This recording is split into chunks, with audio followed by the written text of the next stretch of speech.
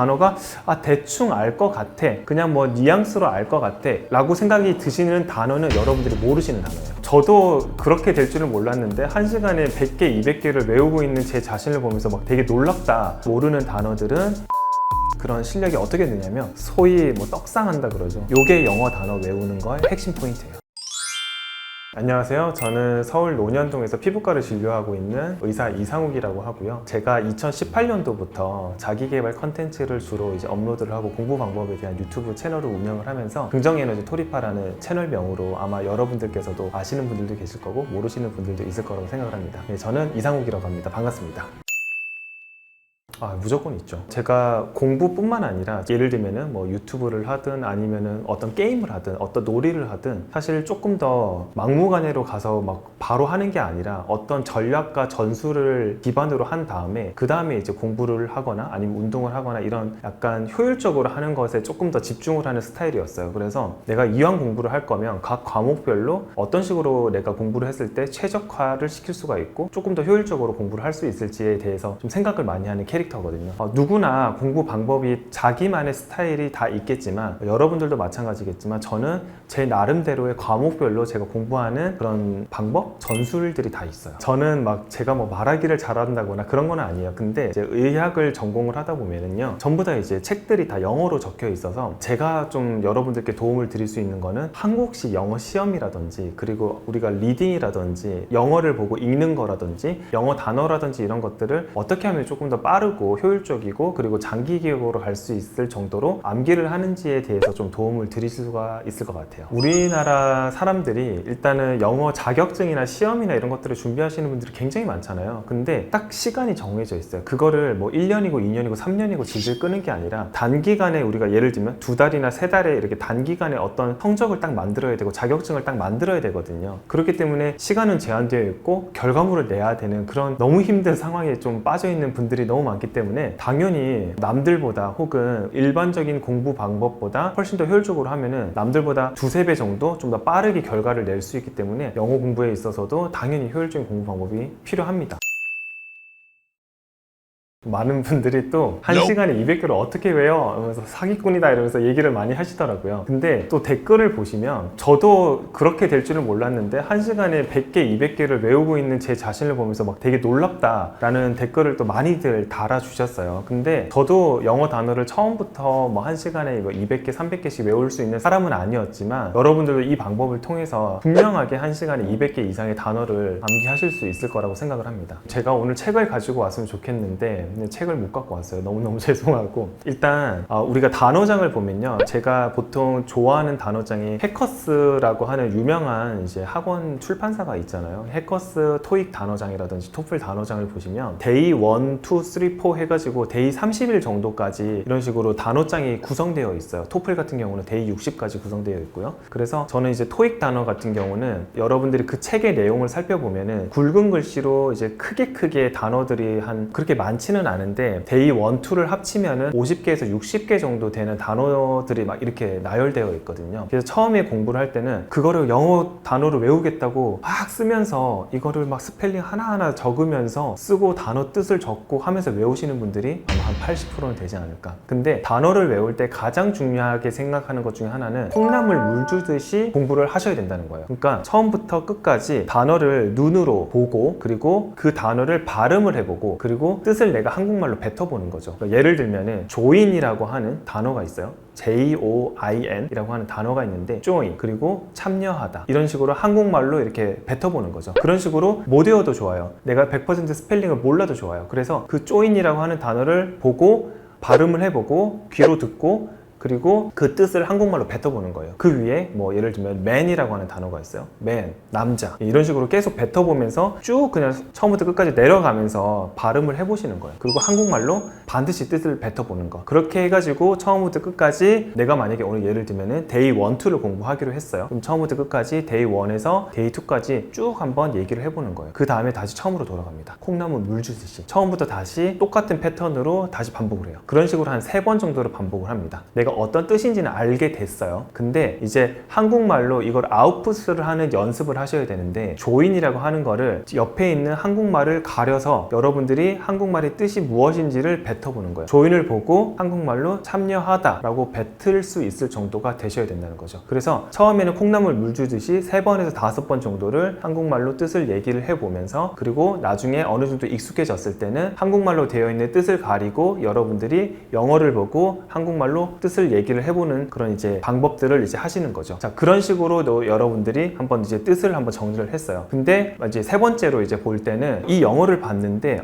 이게 무슨 뜻인지 잘 모르겠어. 그러면은 연필로 이렇게 체크 표시를 하면서 여러분들이 공부를 합니다. 그래서 체크 표시를 하면서 내가 뜻을 몰랐던 부분을 여러분들이 한 번 더 한국말로 뱉어보고, 그래서 노트를 하나 준비를 하는 거예요. 3번째 공부를 할 때는 체크 표시되어 있는 그런 영어 단어를 노트에다가 그대로 적습니다. join 이런 식으로 적겠죠. man 이런 식으로 적겠죠. 체크되어 있는 영어 단어를 이제 노트에다가 이렇게 옮겼잖아요. 그 다음에 그 노트만 바라보고 이렇게 다시 한국말로 뜻을 말로 하는 게 아니라 손으로 적어봅니다. 무슨 말인지 아시겠나요? 그래서 손으로 뜻을 직접 적어보는 연습을 노트에다가 하시는 거예요. 자, 그러면 여러분들이 아니 뭐야, 그러면 한국말로 얘기를 해보고 말로 뱉어보고, 그래도 이제 여러 번 훑었는데 모르는 단어들은 체킹을 따로 해가지고 노트에다가 적어가지고 한국말로 그 뜻을 적는 거네 라고 이제 생각을 하시면 되는데, 왜 굳이 저렇게까지 해야 되나 라는 또 의문이 드실 수가 있는데, 우리가 어떤 암기 과목을 공부를 하시던지 간에 어떤 영어 단어를 외우시든지 간에 우리가 가장 중요하게 생각하는 거는 말로 뱉어보고, 그리고 그 말로 뱉었던 뜻을 여러분들이 직접 손으로 적을 수 있을 때 그 지식이 완전히 내게 된다는 거예요. 그러니까 만약에 내가 어떤 영어 단어를 봤을 때 이 단어가 무슨 뜻인지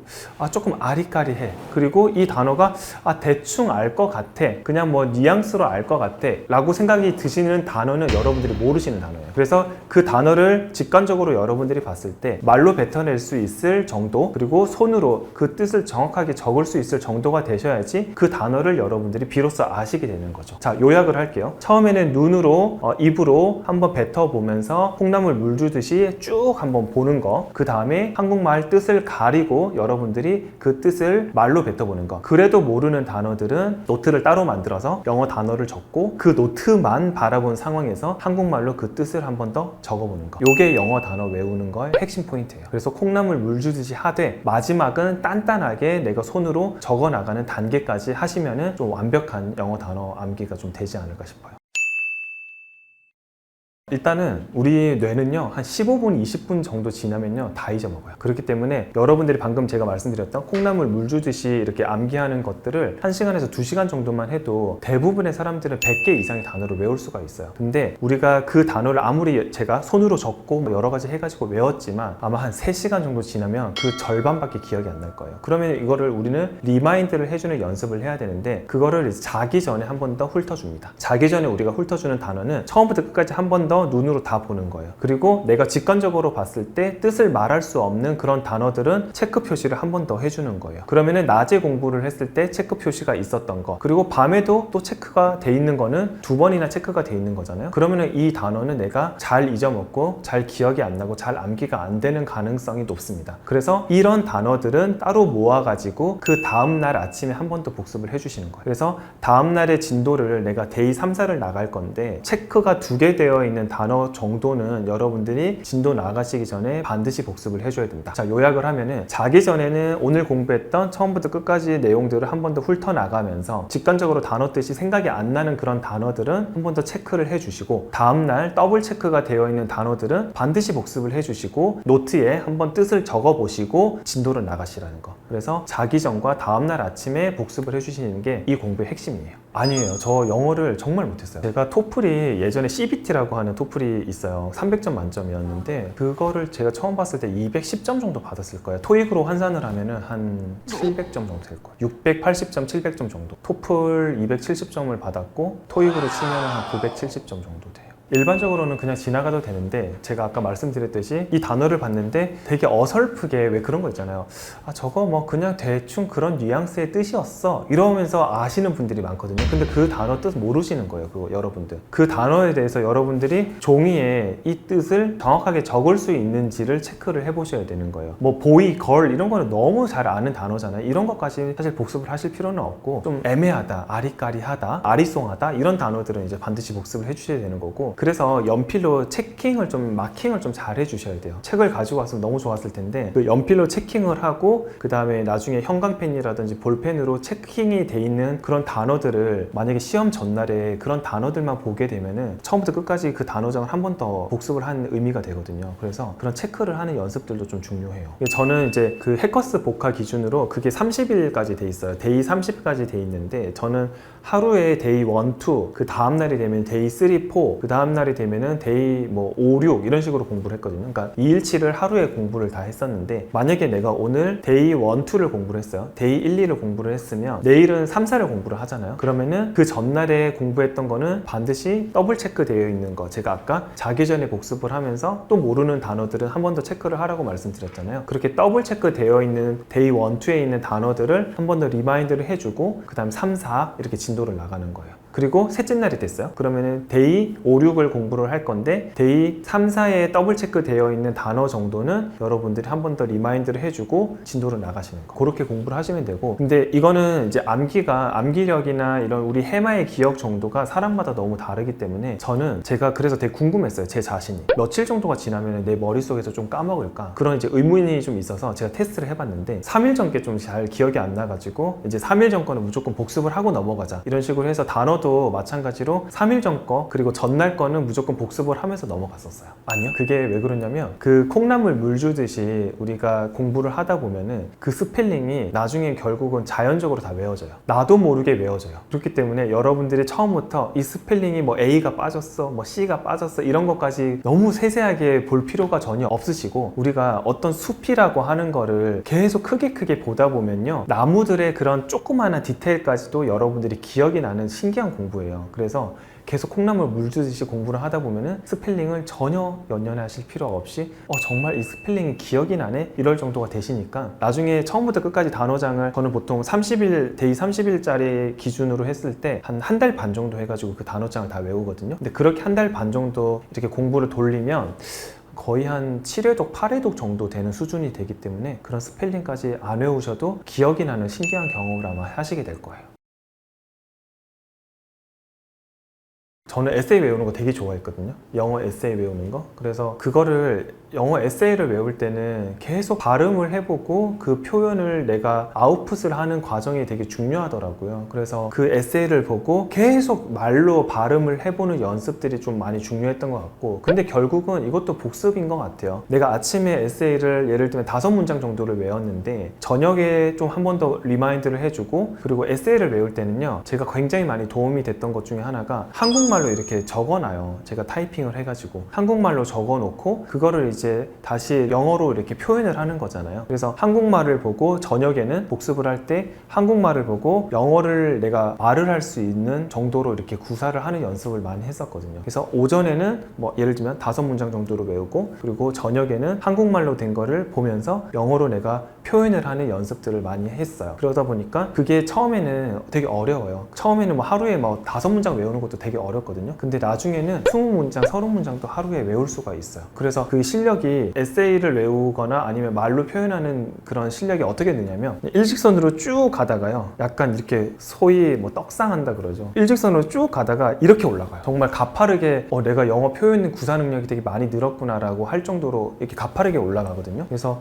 하루에 너무 욕심 가지지 마시고 에세이 같은 거는 하루에 3문장에서 5문장 정도 외우는 연습을 해보시면 되게 좋을 것 같아요. 저는 어떤 일을 하든지 간에 제가 만약에 진료를 하거나 아니면 어떤 일을 하거나 아니면 어떤 놀이를 하거나 운동을 하거나 그리고 공부를 할 때는 저만의 방식대로 뭔가 좀 전술적으로 남들보다 조금 더 효율적으로 어떻게 공부나 아니면 운동 같은 걸 할 수 있지는 않을까를 되게 생각을 많이 했었어요. 근데 대부분의 사람들이 그냥 저돌적으로 돌격해서 일단 부딪혀서 배워보자 라고 하는 생각들을 하시는 분들 좀 생각보다 많은 것 같아요. 그래서 제가 만약에 어떤 뭐 배드민턴을 배우고 싶으면 저는 배드민턴을 계속 이미지 트레이닝을 하면서 리마인드를 하면서 요즘에 또 유튜브 잘 돼 있으니까 유튜브로 보면서 저만의 전략이나 전술을 많이 만들려고 노력을 했었는데, 제가 오늘 말씀드렸던 이런 공부 방법들도 저한테는 되게 잘 맞는 공부 방법이지만 여러분들한테는 또 안 맞을 수도 있어요. 그래서 여러분들은 일단 여러분들이 어떤 공부 패턴이나 그리고 방법이나 어떤 복습 주기가 나한테 가장 잘 맞는지를 일단 찾으셔야 될 것 같아요. 그래서 그렇게 본인 자신을 많이 생각하고 연구하는 시간을 좀 많이 가지신 다음에 조금씩 공부라든지 내가 하고자 하는 방면에 접목해서 하시다 보면은 정말 남들보다 처음에 시작은 좀 느렸지만 남들보다 훨씬 더 나중에 시간이 갔을 땐 두세 배 이상 이렇게 가속이 붙으면서 효율적으로 모든 일들을 잘 해내실 수 있을 거라고 생각을 합니다.